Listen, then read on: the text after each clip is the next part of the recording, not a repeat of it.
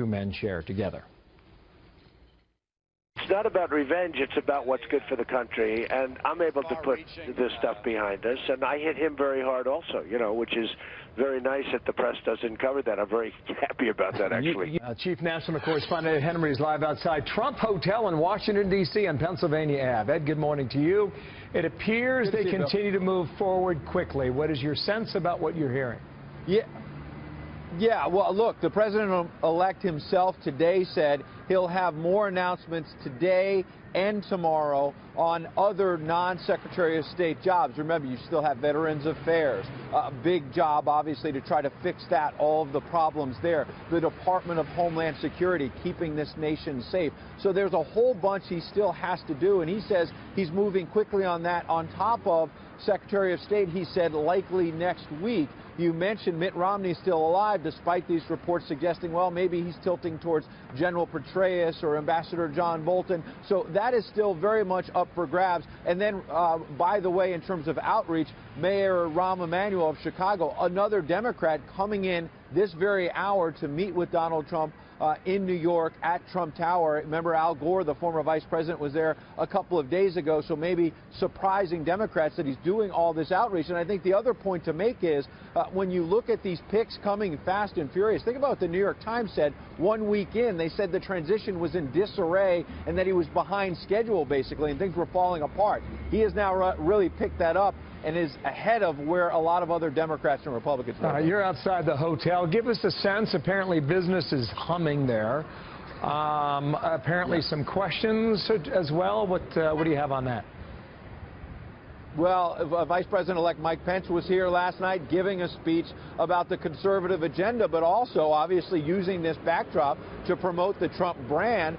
The government of Bahrain is having a reception here tonight, and there's been a lot of chatter here in Washington that foreign diplomats are snapping up hotel rooms, conference rooms to hold big events here, money that will go into the pockets, obviously, of the Trump organization. Critics are saying this is a conflict of interest, though, as you know, the president-elect has been insisting he's pulling back from the family business. What?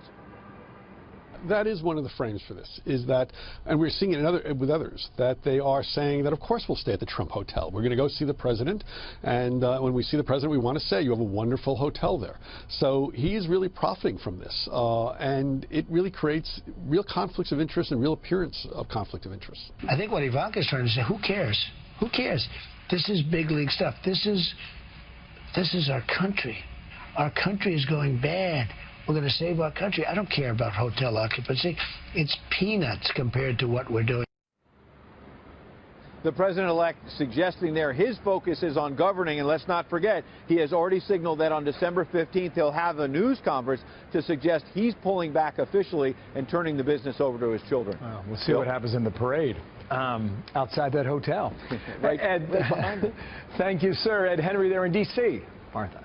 The theme now is America First. You watched it play out last night in North Carolina. What was your takeaway? This has been Donald Trump's theme all year long, and this is why he won the White House.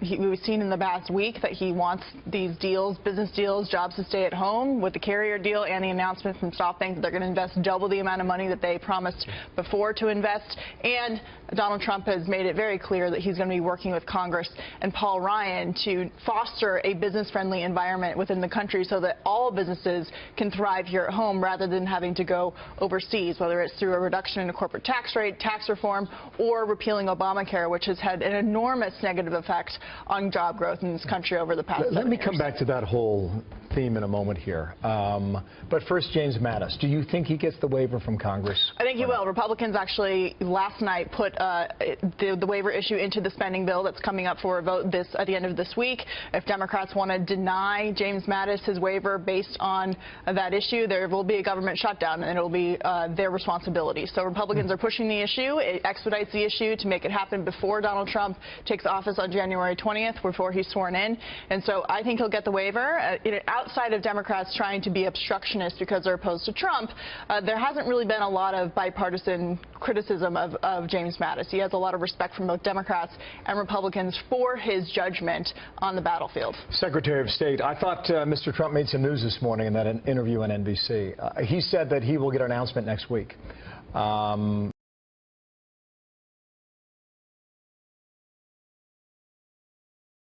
and he was asked to take somebody off the list that's been made public.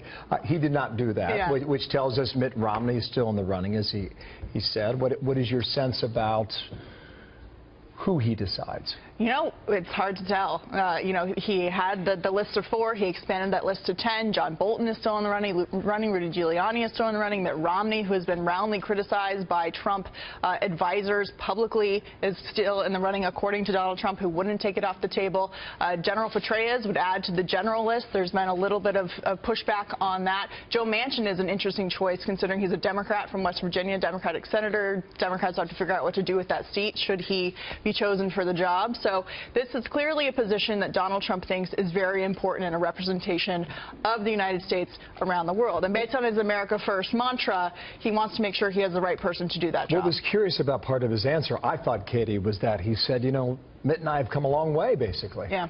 Well, he's looking for that comfort zone. Well, and the thing is when they got together, there was a lot of criticism of, well, Mitt Romney said horrible things about Donald Trump. But the bottom line is that they were willing to put aside their differences, their egos, and really come together about what they can do for the betterment of the country. Whether they were able to reconcile all of their viewpoints, whether it's on Russia, other issues, so that Romney gets the position, is another story. As we just saw, there's a lot of people in line for the job, and I'm sure Donald Trump will make the best decision that he thinks to represent his Make America Great Again slogan all around the world. You commute between Washington and New York City. We know what's going on in this town. Yeah. Give us a sense of Washington when you tick off a list of things to do. Tax reform, Obamacare, infrastructure. A lot of promises out there. Well, how is that now being received? Well, considering Republicans are running the Senate and the House at this point, a lot of those promises can be, fulfilled. It's more difficult when there's a split government to make that happen. But there's always a danger in over-promising, as President Obama did in his first term. So Donald Trump doesn't seem to be worried about that, but it seems like they're ready to get things done. Their Obamacare repeal is on the table as soon as the new Congress and as soon as Donald Trump is sworn in. They're ready to get things rolling in D.C. for the first time in a while. I believe we're in the process of putting together one of the all-time great cabinets that has ever been assembled in our nation's history. We have some great people going to be named over the next couple of days, too. But to accomplish our goals, we must reject the failed approaches of the past. We must move past the tired conventional thinking of Washington, D.C. So that was President-elect Donald Trump speaking in Fayetteville, North Carolina earlier tonight as part of his thank you tour. But the liberal mainstream media, they refuse to accept that Donald Trump will be your next president.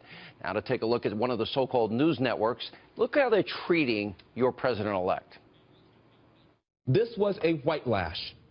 This was a white lash against a changing country. It was a white lash against a black president in part. I want to recognize a lot of our viewers at home. This is frightening to them, and I think we should acknowledge that. This may feel to a lot of our viewers at home like a national emergency. Why? Because Steve Bannon has been described as someone who has been described as a white supremacist, as someone who's an anti-Semite. Inflammatory words about Islam from Donald Trump's choice to be his White House National Security Advisor. This hour, hateful groups emboldened by Donald Trump's election. Online opinions moving offline. We did talk unity at his big rally in Cincinnati. The problem was, he kind of dissed Hillary Clinton. The crowd chanted, "Lock her up." The crowd was mostly white. Still with us, Donald Trump's former campaign manager, Corey Lewandowski, and joining us now, former Obama economic advisor, Austan Goolsbee.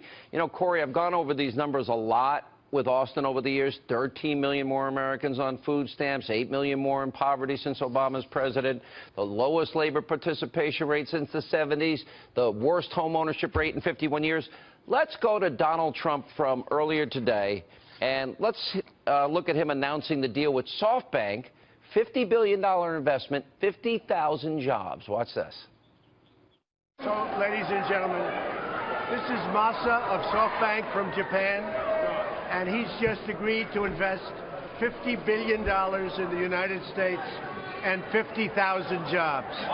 And he's one of the great men of industry, so I just want to thank you very much. Thank you. Thank you very much. So, Austan, I'll ask you, President Obama said, well, what's he going to do with Carrier? Wave his magic wand? How's he going to get all these companies to invest Well, it appears that his magic wand is called a telephone, and he picks up the phone and he got the deal done that Obama couldn't get done. Is that a good thing or a bad thing, Austin, that we have 1,100 safe carrier jobs, $50 billion invested? Well, no, Carrier is a different case. This SoftBank will look at it. This looks pretty good to me. I think pretty that's good. a good. $50 billion is pretty good. Yeah, 50. I just think pretty that's good. a good win. Now, I would highlight that Obama's added more than 15 million jobs since 2010, so he better step up his game as president to try to match that. But I think this was a good win for him. Yeah, I know.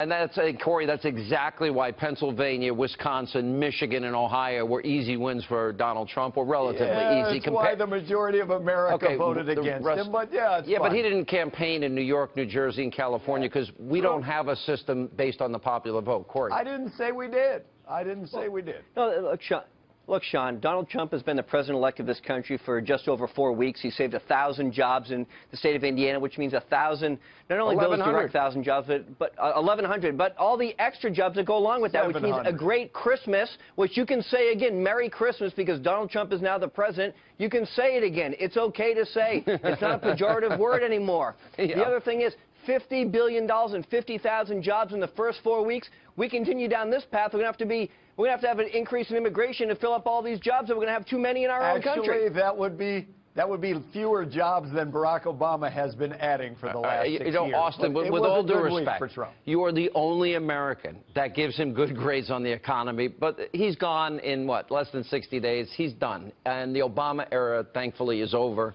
and we'll survive, and we'll clean up his mess. Do you have a problem with a 10% repatriation rate for trillions of dollars for multinational corporations? Do you have a problem with a 15% corporate tax rate? Yeah, because corporations, we know, don't pay taxes. They pass the cost on to consumers, don't they? Well, you're kind of mixing a few things there. On the corporate rate, as you know, what they're actually talking about is cutting corporate taxes by a lot and paying for it by putting a national sales tax equivalent onto consumers. I have some problems with that. The 10% repatriation I didn't see the national rate, sales tax aspect of it. Did you, Corey? They're not calling it a national sales tax, Donald Trump has never said anything about a national adjustment. They're calling it. Look, Donald Trump has never said anything about a national sales tax, and what he said was our country deserves to be competitive. What he said is our country deserves to be competitive with all the other industrialized countries in the world, and we pay a higher marginal tax rate if you're a business than everybody else does. So let's put our economy on par or better than the others. So let's lower the corporate tax rate to 15% so we can be competitive again. What's wrong with America first? Boy, there's nothing wrong with lowering the corporate tax rate if you pay for it. And we're going to see if he's willing to pay. We're going to get lectured on the Economic Council advisor that gave us more debt than 43 presidents before him combined. Cut the deficit in half, Sean. Before him combined. The deficit in half. By the way, Corey, isn't this a much better experience than CNN? You got to admit, it's much better. Well, the good news, look, it's not 8-on-1, which I appreciate. I don't mind the 1-on-1. I'll do that all the time. No, it's actually 2-on-1. It's me and you against him. That's right. I'm not used to these odds. We have a good time over here, Corey. You're going to like it. All right. I want my steak dinner when you get to New York, Mr. Goolsbee. You owe me a steak dinner with wine. I owe you. Yes, you do. Thank you. All right. All I got left on there is for a baked potato, though. You're not getting steak. Corey, welcome back. It's good to see you. And joining us now in an exclusive interview, Donald Trump's former campaign manager, Corey Lewandowski. Corey, good to see you. Hey, thanks for having me, Sean. Maybe I'm old-fashioned, yes, sir, no, sir, yes, ma'am, no, ma'am, but, when you ask people to do something for you and they do it, saying thank you is not a bad thing to do, and it seems to be going over very well. The crowds are huge, and he's planning on doing a number of other of these rallies. Look, I think this is so smart, not just going out and seeing the people and reminding them that the power is not in Washington but is out in the states, but saying thank you for the support that they gave Donald Trump in this election. What he said was, we're going to unite everybody. But this speech tonight is really powerful, talking about the military, reminding them that they'll have the tools necessary to continue to be the best fighting force this country and this world has ever seen. And with General Mattis there tonight, I think this is a home run. Yeah, agree. And by the way, great choice. We're going to talk to Colonel North later in the program about Mad Dog Mattis. I know the military is very happy with that. The thing that I like about the speech is he's reinforcing the promises that he made on the campaign trail. In other words, originalist justices, 15% corporate rate, repatriation, building the wall, repealing, replacing Obamacare, education back to the states, energy independence. To me, if he does those things, he will be a successful president because people, I think, want him to follow through. Didn't we see that earlier today with the announcement, you know, this deal that was made, $50 billion investment, 50,000 jobs with this the SoftBank deal that he made and announced at Trump Tower today. Well, we saw that, plus we saw just last week 1,100 jobs saved in Indiana. Those are hardworking Americans who are going to be able to keep their jobs here and have a great Christmas, where it's okay to say Merry Christmas again. Look, Donald Trump in the first 4 weeks of his presidency has done more to help this country than I think Barack Obama has done in the last 4 years. Now, I know that's a strong statement, but what we see is a commitment to our military, again, a commitment to our businesses to reduce the amount of government regulations so that they can continue to grow and grow our economy. Not at 1%, not at 2%, but at 4%, 5%. Lower the corporate tax rate so that our country can be competitive in a global marketplace. That's what we have. Look, his presidency is summed up in 2 words, America first. I love it. Yeah, you know, look, if these 2 deals that he made before becoming president begin to define a pattern, then Americans will get back to work, out of poverty, off of food stamps. They'll be able to purchase that home, lowest home ownership rate in 51 years. All right, you were up in Harvard, and you were part of a debate team. I know that Dave Bossie was there, Kellyanne was there, I think Paul Manafort was there. You were there going up against Jennifer Palmieri and people like Robbie Mook, and it got really pretty nasty on the side of the left. Let me play a part of it with Kellyanne, and I want to get your perspective on this. I would rather lose than win the way you guys did. No, you wouldn't. No, you wouldn't. Yes. No, you wouldn't. Yes. Yes. No, that's very clear today. No, you wouldn't, respectfully. Absolutely. Do you think I ran a campaign where white supremacists had a platform? You going to look me in the face and tell me that? It did. Kellyanne really? did. Oh, and that's how you lost? It did. Do you think you could have just had a decent message for the white working class voters? Do you think this woman who has nothing in common with I'm not anybody... saying that's why you won, but that's the kind of campaign that was run. We flipped it over 200. How about it's Hillary Clinton? She doesn't connect with people. How about they have nothing in common with her? My question, you were there. Was it really that bad? Are they really that far, I guess, out of touch with reality that they still don't understand what happened? Well, I think, look, I was there, and the Clinton campaign has not come to the realization that they had a fatally flawed candidate that never connected with the American people. Donald Trump won over 200 counties, which Barack Obama won 4 years ago. That is not for any other reason other than the fact that people want a better country. They connect with Donald Trump. He understands the problems of the working class. He's fixing those problems already, as we see by bringing jobs, keeping jobs here in America. The Clinton campaign ran a fundamentally flawed campaign that had a fundamentally flawed candidate, and they refused to take any blame for the way that the campaign turned out. They blame everybody except themselves for it. Yeah. One of the things Donald Trump talked about today was $4 billion being spent on Air Force One, a contract with Boeing. I want to be very clear here. I think the President of the United States, regardless of who it happens to be, needs the best, the safest aircraft in the day and age of radical Islam and ISIS and Al-Qaeda and fear of surface-to-air missiles. It's a scary time. So Air Force One will need defenses that no other plane needs. It's the right thing to do. But $4 billion, here's what Donald Trump said earlier. Well, the plane is totally out of control. It's going to be over $4 billion. It's for Air Force One program. And I think it's ridiculous. I think Boeing is doing a little bit of a number. We want Boeing to make a lot of money, but not that much money. Okay, thank you. USA Today said $3.2 billion, but somewhere in that range, which is astronomical. I can't fathom any plane or 2 planes costing that amount of money. Your thoughts? Well, here's what it is. Look, Donald Trump is a businessman who understands how to control costs to be successful. And taking over the role as the CEO of the United States, it's a $4 trillion budget, and he's looking at $4 billion and saying, is this the best we can do? Let's shave the cost. Let's use our taxpayer dollars wisely. I love this. If he's looking at a $4 billion investment as the grand total of what the federal government spends, that means all of those projects are going to be available for review, and we're going to save money. We're going to return that money to the taxpayers. We're going to stop the burden on the federal bureaucracy onto these small businesses, and we'll grow our economy so that we can compete in the global marketplace.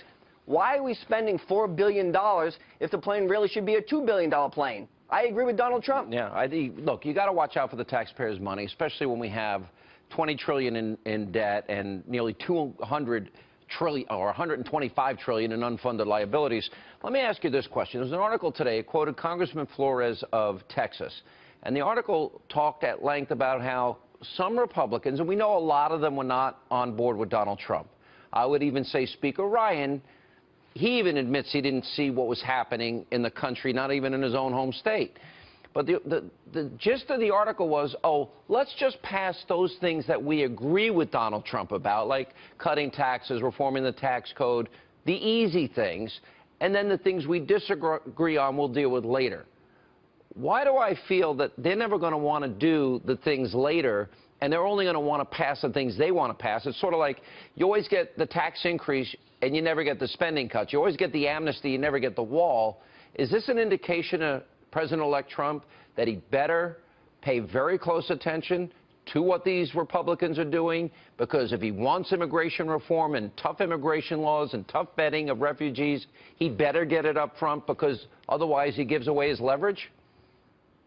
Well, I think so. Look, I think the first 100 days of this administration are going to be critical to make sure that his agenda is being accomplished and being put forth. And he is going to Washington, D.C. with a mandate. And I think the Republicans have to recognize that. He won more electoral votes than any president don't give up since your Ronald leverage. Reagan's re-election. You don't trust the Republicans any more than I do. Look, I don't, and what I know is that Donald Trump is a businessman, and he knows how to accomplish deals. He knows how to make sure that people both walk away from the table happy. But he's also made a promise to the American people.